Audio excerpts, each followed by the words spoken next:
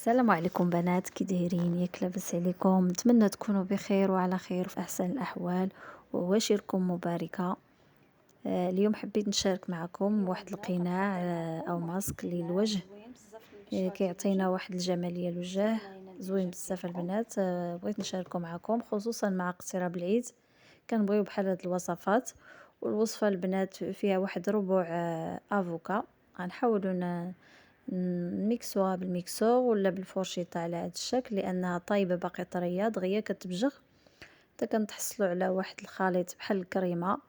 والمكون الثاني البنات اللي غنضيفوه هو ملعقه ديال الحليب بارد، اي نوع ديال الحليب متواجد عندكم.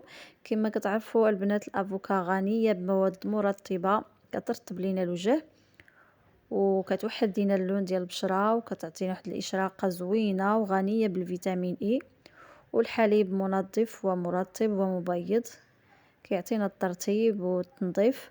والمكون الثالث اللي غنضيفه في الاخير البنات هو العسل. كما كتعرفوا العسل حتى هو راه كيرطب لينا البشره وكينظفها لينا وهو مضاد للبكتيريا والميكروبات. نتمنى يا البنات هاد الوصفه تجربوها وتنال الاعجاب ديالكم.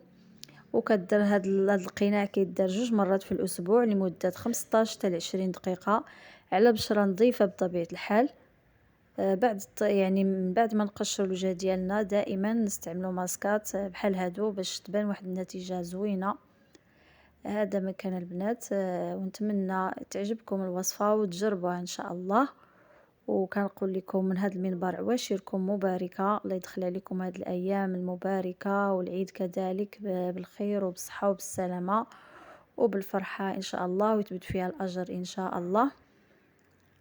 هذا مكان البنات. ونتمنى اللي عجبها الفيديو تلايكي، واللي مشتركة عندي جديدة ضغط على زر الجرس باش دائما يوصلها الجديد ان شاء الله. وما تبخلوش عليا بالتعاليق الزوينين ديالكم. ودابا غنقول لكم بسلامة عليكم الى الفيديو القادم ان شاء الله.